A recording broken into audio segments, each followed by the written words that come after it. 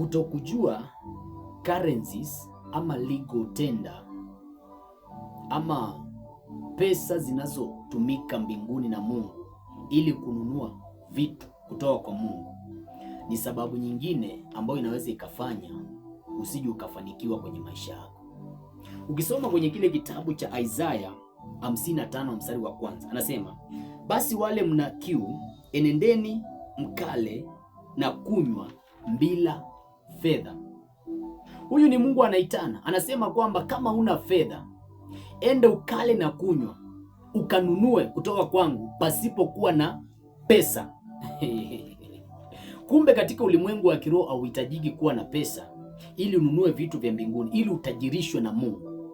Yaani ili Mungu akutajirishe hauhitaji kuwa na pesa, maana anasema ya kwamba njooni mnunue kutoka kwangu pasipokuwa na pesa. Na hii inatufundisha kwamba kuna currencies ama kuna legal tender ambazo zinatumika mbinguni ili kupata utajiri kutoka kwa Mungu. Na usipozijua hizi, ujue kwamba kuna uwezekano usije ukafanikiwa kwenye maisha yako. Number one, ama legal tender ama currency ya kwanza ambayo Mungu anaivalue sana, it is the blood of Jesus.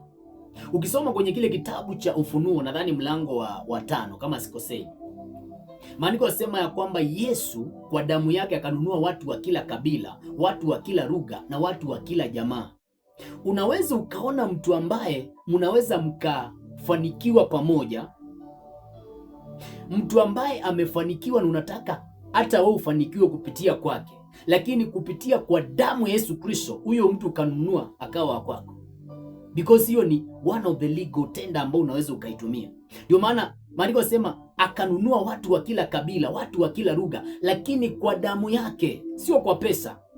Hiyo ni legal tender ya kwanza ambayo unafaa kuifahamu kwamba ina uwezo wa kukutajirisha ukiwa na damu ya Yesu Kristo, ukiwa na damu ya Yesu Kristo. Ndio maana maandiko yasema ya kwamba nanyi mfahamu kwamba mlikombolewa si kwa vitu viharibikavyo, anasema dhahabu au fedha, mtoke katika mienendo yenu isiyofaa, lakini kwa damu ya dhamana ya Yesu Kristo. Kiufupi, huu mstari unamaanisha kwamba damu ya Yesu Kristo iko na value kubwa sana kuliko dhahabu na fedha. Katika ulimwengu wa kiroho iko na uwezo wa kununua vitu ambavyo dhahabu na fedha haiwezi kanunua. It is one of the legal tender. Kwa hivyo Mungu wakati ule anaposema kwenye kitabu cha Isaya 55 mstari wa kwanza, anasema kwamba njooni mkanunue kwangu pasipokuwa na pesa. Anajua kile ambacho anakimaanisha. Anajua unaweza ukatajirika ukiwa hauna hizi pesa ambazo ziko hapa duniani. Mungu ako na namna yake ya kumtajirisha mtu pasipokuwa na pesa. Ndio maana utaona kwamba akina Petro wanaenda hekaluni, wanapata jamaa mmoja ambaye alikuwa sijui alikuwa kiwete, alikuwa yani mlemavu. Maandiko yasema ya kwamba yule bwana alikuwa anataka angalau apewe pesa na akina Petro na Yohana, lakini Petro anamwambia dhahabu na fedha mimi sina.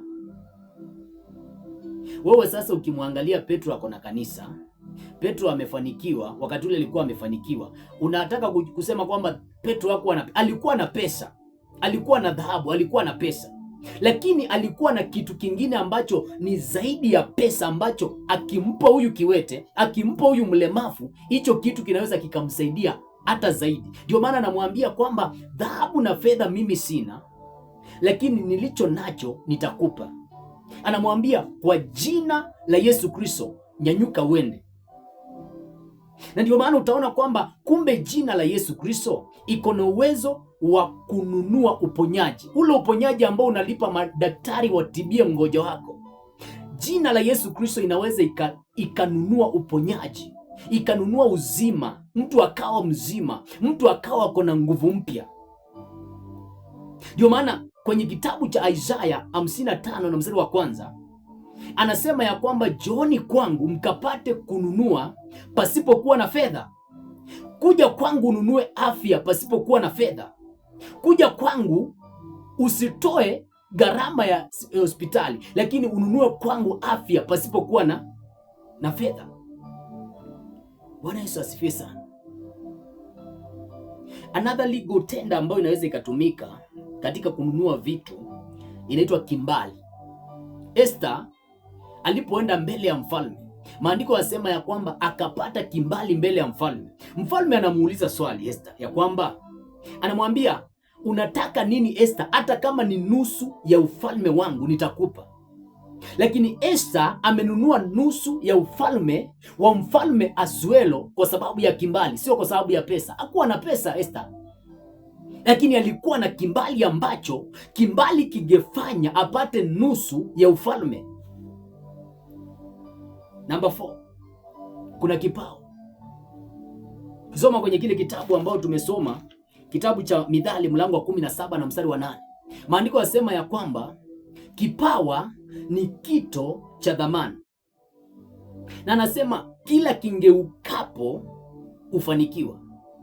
Yaani swala sio kuwa na kipawa tu, lakini ni kuwa na uwezo wa kukingeuza kipawa kikawa mafanikio, kungeuza kipawa kikawa pesa, kugeuza kipawa kikawa heshima, kungeuza kipawa kikawa ardhi, ama kikapata kukuingiza kwenye nafasi fulani. Kwa hivyo kipawa, it is one of the legal tender ama currency za mbinguni ambazo Mungu anazitumia, ambapo ukiwa na kipawa unaweza ukapata pesa, unaweza ukanunua chochote, unaweza ukanunua vitu vikubwa. Bwana Yesu asifiwe sana. Kitu kingine ambacho ni legal tender mbinguni ni neema. Neema ni vitu ambavyo niseme tu neema, naweza kusema ni vitu vya bure ambavyo Mungu ameona tu akupe, si kwa sababu umestahili, lakini yeye mwenyewe ameamua akupe. Ukiwa na neema ya Mungu uta attract vitu za bure kutoka kwa watu. Ndio maana ukisoma kwenye kitabu Biblia inasema kwamba mkikaribia kiti cha neema kwa ujasiri ili mkapate rehema zake.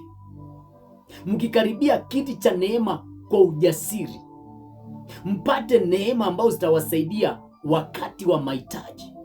Kumbe ukiwa na neema, ile neema itakusaidia wakati ule uko na hitaji. Kila hitaji yote ambayo utakuwa nayo kwenye maisha yako, hiyo neema itakidhi mahitaji yako. Ndio maana Paulo anamwambia Mungu, kuna mwimba ambao unamdunga. Mungu anamwambia hivi, anamwambia nguvu yangu ukaa katika udhaifu. Anasema neema yangu ukaa katika udhaifu. Maana Paulo anasema kwamba nilimsihi Mungu ili aniondolee ule mwimba, lakini Mungu akaniambia neema yangu inakaa katika udhaifu. Mungu akajua kwamba akimuondoshia Paulo ule mwimba atakuwa amemuondoshia neema ambao inamsaidia wakati wa mahitaji, ile neema ambayo inasoti mambo yake wakati ule ako kwenye mahitaji. Kumbe ile neema ndio ilikuwa inamfanya Paulo azidi kukaa katika mateso, anapigwa akihubiri Injili, lakini bado ile neema inamsaidia kupiga hatua kimaisha. Maandiko yanasema ya kwamba kuna wakati Paulo alienda akapigwa sana, lakini siku iliyofuata wakamfuata, bado anahubiri Injili. Walikuwa wamempiga kiasi kwamba ni kama wamemuua, lakini siku iliyokuwa wamfuata, kwa sababu alikuwa na neema ambayo ile neema ilikuwa inamsaidia wakati wa mahitaji, ilikuwa inakidhi mahitaji yake yote.